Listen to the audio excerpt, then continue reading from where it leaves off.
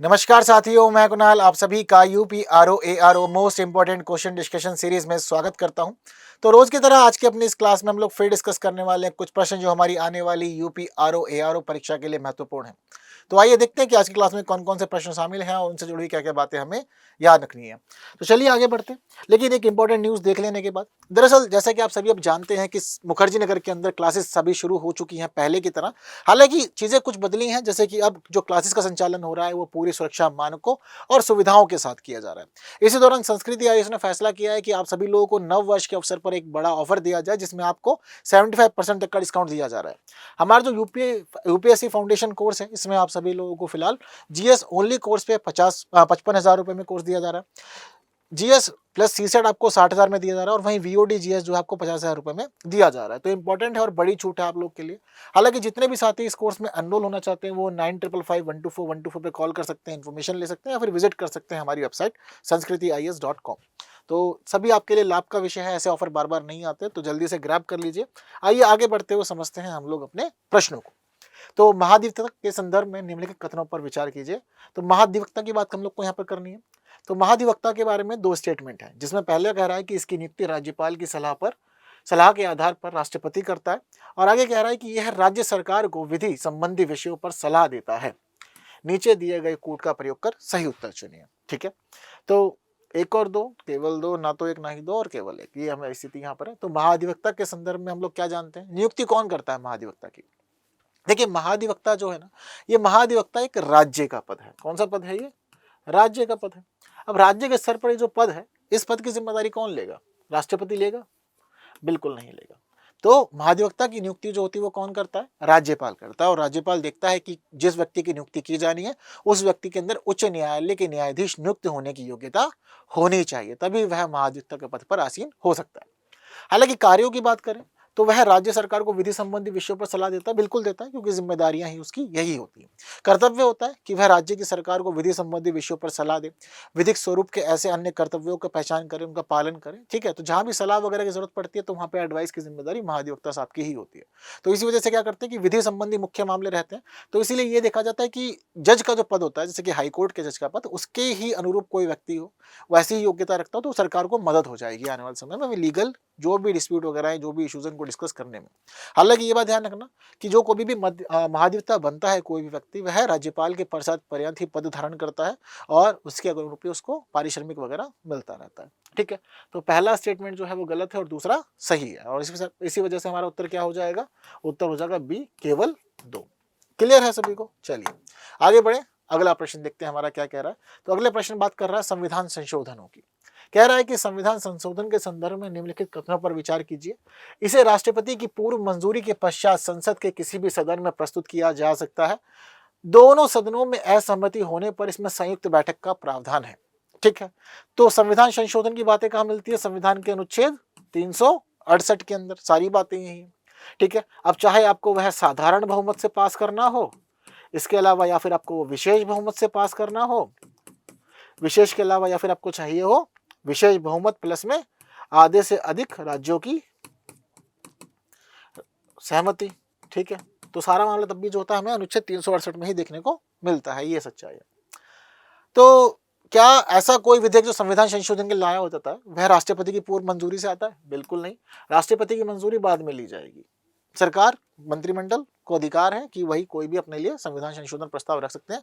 हालांकि डिपेंड करता है कि उसकी प्रकृति कैसी है, तो उसके अकॉर्डिंग ही वो पास होता है। ठीक है, जो भी स्थिति रहती है, विशेष बहुमत चाहिए या राज्यों का समर्थन भी चाहिए वगैरह वगैरह।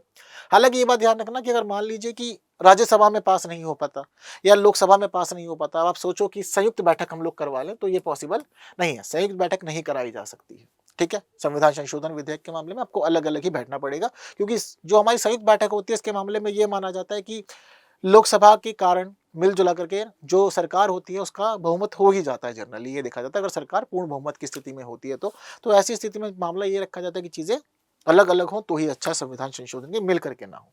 तो पहला भी गलत है और दूसरा भी गलत है, दोनों ही गलत होंगे तो क्या हो जाएगा, बी हो जाएगा कि ना तो एक सही है और ना ही दो सही है। ठीक है, तो यही मामले की कहानी है हमारी।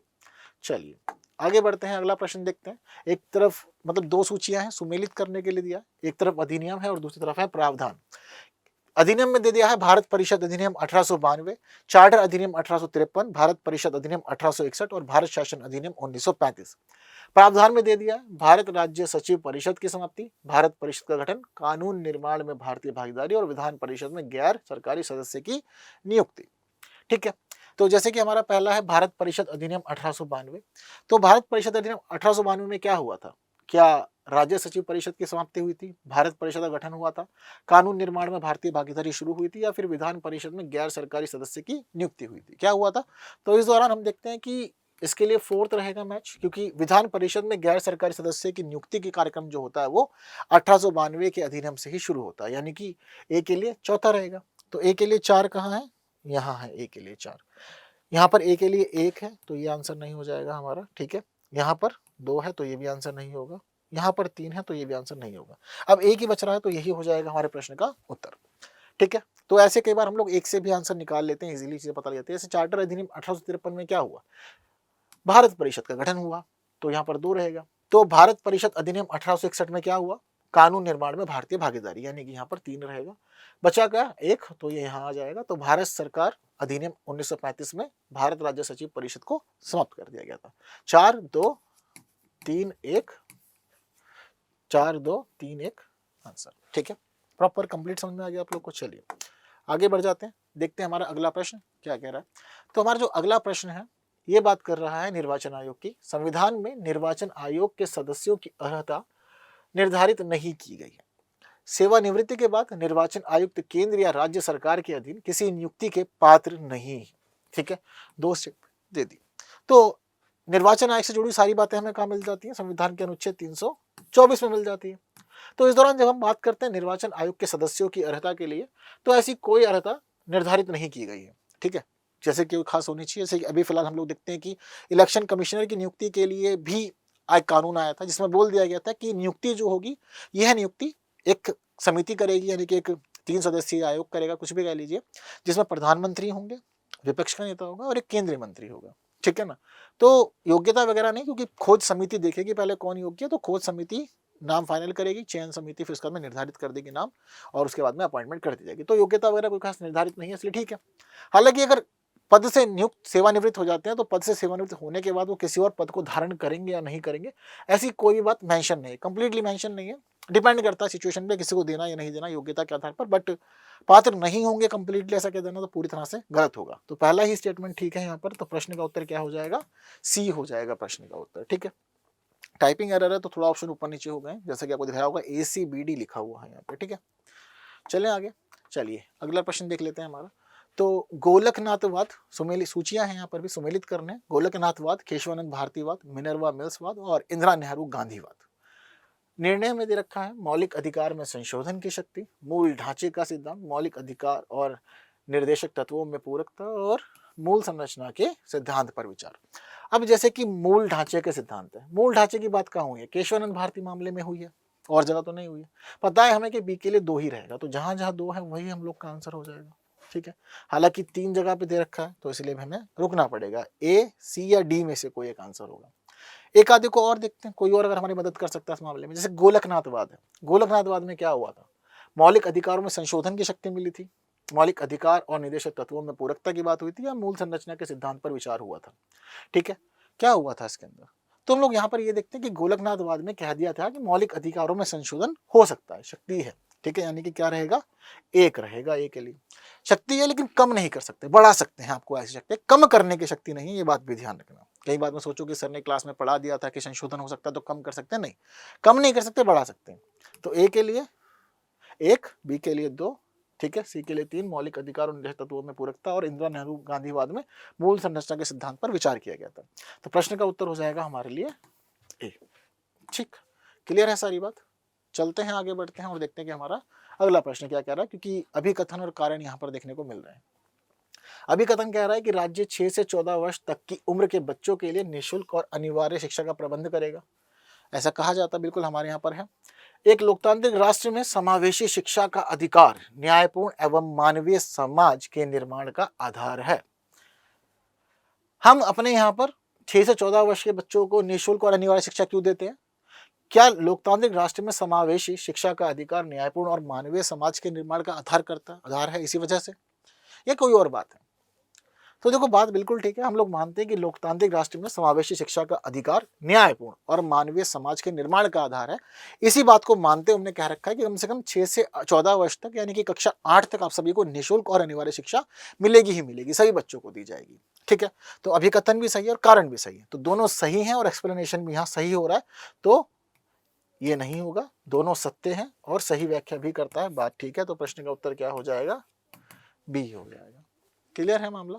ये बात ध्यान रखिएगा कि जो राइट टू एजुकेशन का मामला है, इसके लिए एक अधिनियम 2009 में आया था और हम देखते हैं कि 2009 का जो अधिनियम है वो बात करता है सभी चीज़ों को लेकर के। हालांकि मौलिक अधिकारों के रूप में भी राइट टू एजुकेशन का प्रावधान है और संविधान के अनुच्छेद 21A में हम लोग देखते हैं 86वां संविधान संशोधन के माध्यम से राइट टू एजुकेशन यानी कि मतलब एक प्रकार से 6 से 14 वर्ष तक के बच्चों की अनिवार्य शिक्षा की बात कही गई थी। ठीक है, क्लियर है सभी लोग को बातें? चलिए, तो इतना सब क्लियर है, तो बाकी हम लोग आगे बढ़ते हैं बी उत्तर लेकर के, और एक्सप्लेनेशन आप लोग यहाँ भी पढ़ सकते हैं, आपको यहाँ भी आराम से मिल जाएगा। तो इसी के साथ देखते हैं हमारा अगला प्रश्न, राष्ट्रपति शासन प्रणाली की बात कर रहा। राष्ट्रपति शासन प्रणाली के लिए 2 स्टेटमेंट है। इसमें कार्यपालिका अपनी लोकतांत्रिक वैधता के लिए विधायिका पर निर्भर रहती है। राष्ट्रपति राज्य का मुखिया होने के साथ साथ कार्यपालिका का भी मुखिया होता है। तो कार्यपालिका क्या अपनी लोकतांत्रिक वैधता के लिए विधायिका पर निर्भर है या नहीं है? बताओ। नहीं है निर्भर। क्यों? क्योंकि कार्यपालिका कहां से बनती है? कार्यपालिका विधायिका के साथ साथ तो चलती है, एक ही तो है, अलग अलग थोड़ी है, अलग अलग थोड़ी है, एक ही तो है ना, तो निर्भर थोड़ी रहेगी, मिलके तो चलती है सारा काम इनका ना पूरी तरह से, क्योंकि विधायिका ही तो बाद में कार्यपालिका बन जाती है। हम लोग ये देखते हैं कैबिनेट जो है कार्यपालिका का हिस्सा है, प्रधानमंत्री कार्यपालिका का हिस्सा है, राष्ट्रपति भी कार्यपालिका का हिस्सा है, बात तो सच है। तो राष्ट्रपति राज्य का मुखिया होने के साथ साथ कार्यपालिका का भी मुखिया होता है, बात बिल्कुल ठीक है।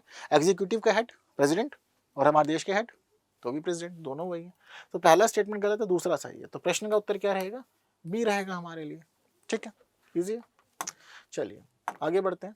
अगला प्रश्न जो है हमारा कह रहा है कि राज्य के नीति निदेशक तत्व के संदर्भ में निम्नलिखित कथनों पर विचार आपको करना है। पहले में कह दे रहे हैं कि निदेशक तत्व का विचार आयरलैंड के संविधान से लिया गया है। ठीक है, दूसरे में कह रहे हैं कि ये राज्य द्वारा निर्मित विधि को प्रभावित करते हैं, तो आयरलैंड के संविधान से लिया गया है। ठीक है, बात सही है या नहीं है? बात ठीक है, आयरलैंड से ही हमने लिया।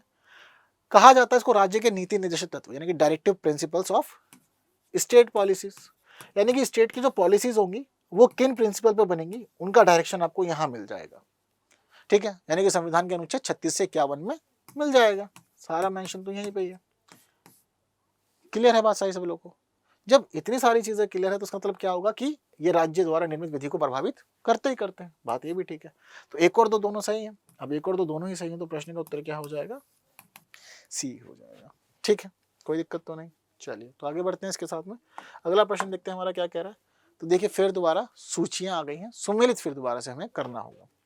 तो संविधान के अनुच्छेद दे दिए एक तरफ, अनुच्छेद 39 का, अनुच्छेद 41, अनुच्छेद 45 और 48। अभी क्या बताया मैंने आप लोग को कि अनुच्छेद 36 से लेकर 51 तक क्या है? डीपीएसपी है, तो हमसे डीपीएसपी ही पूछे जा रहे हैं, तो इसमें क्या क्या विषय हमें ये बताने हैं। ठीक है, कृषि एवं पशुपालन की वैज्ञानिक तकनीक, समान न्याय एवं निःशुल्क विधिक सहायता, 14 वर्ष की आयु तक निःशुल्क एवं अनिवार्य शिक्षा, काम करने का अधिकार, ये 4 बातें हमें यहाँ देखने को मिल जा रही है। सबसे पहले है अनुच्छेद 39 का। क्या है अनुच्छेद 39 का में? ठीक है, तो अनुच्छेद 39 का के अंदर क्या रहेगा? हम लोग देखते हैं कि अनुच्छेद 39 का में कृषि एवं पशुपालन की वैज्ञानिक तकनीक आएगी, समान न्याय एवं निःशुल्क विधिक सहायता आएगी, 14 वर्ष की आयु तक निःशुल्क एवं अनिवार्य शिक्षा है, काम करने का अधिकार। क्या देना चाहेंगे आप, क्या शामिल करना चाहेंगे इसके अंदर? ठीक है, तो ये बात ध्यान रखिएगा, समान न्याय एवं निःशुल्क विधिक सहायता जो है वो अनुच्छेद 39 का में आती है, यानी कि 2 रहेगा यहाँ पर। ठीक है, तो एक के लिए 2, जहां एक के लिए 2 है वहां से हम लोग अपना आंसर निकालेंगे। यहाँ पर एक के लिए 2 है, यहाँ एक के लिए 3 है, ये आंसर नहीं हो सकता। यहाँ ए के लिए 1 है, ये भी आंसर नहीं हो सकता। यहाँ भी ए के लिए 2 है, तो ये आंसर होने की संभावना है। अब या तो आंसर ए हो जाएगा या फिर आंसर हमारा डी हो जाएगा। आगे बढ़ते हैं, बाकी देखते हैं। अनुच्छेद 41। ठीक है, अनुच्छेद 41 क्या कह रहा है? कह रहा है कि काम करने का अधिकार आपको हम देना चाहते हैं। काम करने का अधिकार आपको मिलेगा, आप जहां भी रहेंगे राज्य में आप काम कर सकते हैं। ठीक है, गलत नहीं, मतलब जो विधि सम्मत हो। ठीक है, काम इलीगल भी होते हैं पर उस वाले में नहीं जाना, लीगल वाले में जाना है। तो बी के लिए 4 लेंगे हम लोग, यहाँ पर बी के लिए 1 है और यहाँ बी के लिए 4 है, तो यही हो जाएगा हमारा आंसर, यहाँ पर एलिमिनेट हो जाएगा। ठीक है, अनुच्छेद 45 में क्या मिलेगा हमें देखने को, तो अनुच्छेद 45 जो है ये बात करता है 14 वर्ष की आयु तक निःशुल्क एवं अनिवार्य शिक्षा की। 14 वर्ष तक आप पढ़ सकते हैं, जैसे कि आपको मैंने अभी जस्ट बताया था, तो ये वाली बात यहाँ पर ठीक है। ठीक है, और अनुच्छेद 48 में क्या है, कृषि और पशुपालन की वैज्ञानिक तकनीकों को आप अपनाएंगे, ये बातें यहाँ पर की गई है। तो 2 4 3 1 है, 2 4 3 1 ए में ही है, तो यही हो जाएगा हमारे प्रश्न का उत्तर। क्लियर है सभी को? चलिए, इसको डिवाइड किया जाता है जनरली, देखो आप लोग देख सकते हैं समाजवादी सिद्धांतों में डिवाइड करते हैं। समाजवादी सिद्धांत, गांधीवादी और उदार बौद्धिक सिद्धांत, 3 भागों में पढ़ते हैं। हालांकि इनका जो प्रावधान है वो आपको 36 से 51 में मिल जाएगा, लेकिन वहाँ डिवीजन में नहीं मिलेगा, डिवीजन अलग कर लेते हैं, लेकिन आप सीक्वेंस में भी पढ़ के समझ के याद कर सकते हैं अगर आप करना चाहते हैं तो। ठीक है, चलिए तो आगे बढ़ते हैं, अगला प्रश्न देखते हैं। भारत के उपराष्ट्रपति की बात कर रहा है। पहले कह रहे हैं कि जनता द्वारा प्रत्यक्ष रूप से नहीं चुना जाता है। उपराष्ट्रपति के चुनाव में क्या हम लोग भाग लेते हैं? क्या प्रत्यक्ष चुनाव में जाते हैं? कभी हम ये बात करते हैं कि उपराष्ट्रपति का चुनाव है, किस उपराष्ट्रपति को वोट दोगे, किसको बना रहे हो उपराष्ट्रपति? जिस समय जगदीप धनखड़ जी के लिए चुनाव हुए थे, क्या हम वोट डालने गए थे? नहीं गए थे। तो क्या प्रत्यक्ष रूप से चुनाव होता है? नहीं होता। तो इसका स्टेटमेंट सही है कि प्रत्यक्ष रूप से नहीं चुना जाता है। ठीक है, इसके निर्वाचन में राज्य विधानसभाओं के सदस्य शामिल होते हैं। क्या निर्वाचन में राज्य विधानसभाओं के सदस्य शामिल होते हैं? नहीं शामिल होते। इसमें पहले कह दिया गया कि देखो उपराष्ट्रपति के लिए काम है वो ये है कि आप राज्यसभा का सभापतित्व करेंगे, तो प्रशासन वगैरह नहीं संभालना है, देश नहीं देखना है। राष्ट्रपति के चुनाव में होता है, यूटी के और राज्यों के जो निर्वाचित सदस्य होते हैं उनको लेते हैं, लेकिन यहाँ पर काम से सभापतित्व करना है, तो इसलिए कहते हैं कि संसद ही चुन लेगी अपने आप में, राज्यों को इन्वॉल्व करने की जरूरत नहीं है। तो पहला सही है और दूसरा गलत है, और तो इस वजह से प्रश्न का उत्तर क्या हो जाएगा? डी हो जाएगा, केवल 1। क्लियर है सभी को? चलिए, तो इसी के साथ बस आज की क्लास में इतनी ही हमें बातें करनी थी। तो आज की क्लास के हिसाब से जितनी महत्वपूर्ण बातें की जानी थी वो सारी बातें हो गई हैं कंप्लीट। तो बस इसी के साथ हम लोग आगे बढ़ते हैं। तो आप लोग की जिम्मेदारी है कि आप लोग सेशन को लाइक करें, बाकी साथियों तक शेयर करें। बाकी की बातें होंगी अगली वीडियो में कुछ नए प्रश्नों के साथ। तब तक के लिए दीजिए मुझे विदा। जय हिंद।